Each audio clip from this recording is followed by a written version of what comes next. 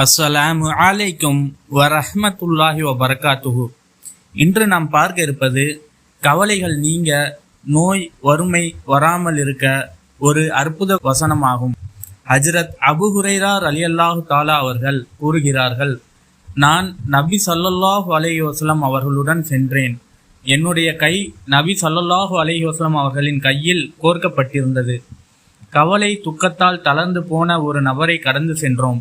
நபி ஸல்லல்லாஹு அலைஹி வஸல்லம் அந்த மனிதரிடம், உமக்கு இந்த நிலை ஏற்பட காரணம் என்ன என்று கேட்டதற்கு, யா ரசூலல்லாஹ், நோயும் வறுமையும் தான் என்னை இவ்வாறு ஆக்கிவிட்டது என்று அவர் கூறினார்.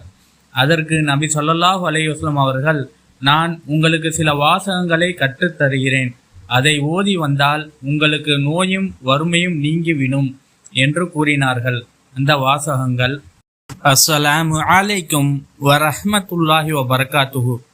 இன்று நாம் பார்க்க இருப்பது கவலைகள் நீங்க நோய் வறுமை வராமல் இருக்க ஒரு அற்புத வசனமாகும். ஹஜ்ரத் அபு ஹுரைரா ரலியல்லாஹு தஆலா அவர்கள் கூறுகிறார்கள், நான் நபி ஸல்லல்லாஹு அலைஹி வஸல்லம் அவர்களுடன் சென்றேன். என்னுடைய கை நபி ஸல்லல்லாஹு அலைஹி வஸல்லம் அவர்களின் கையில் கோர்க்கப்பட்டிருந்தது. கவலை துக்கத்தால் தளர்ந்து போன ஒரு நபரை கடந்து சென்றோம்.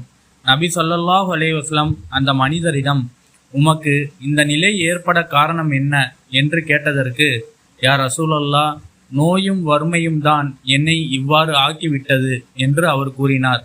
அதற்கு நபி ஸல்லல்லாஹு அலைஹி வஸல்லம் அவர்கள், நான் உங்களுக்கு சில வாசகங்களை கற்றுத் தருகிறேன், அதை ஓதி வந்தால் உங்களுக்கு நோயும் வறுமையும் நீங்கிவிடும் என்று கூறினார்கள்.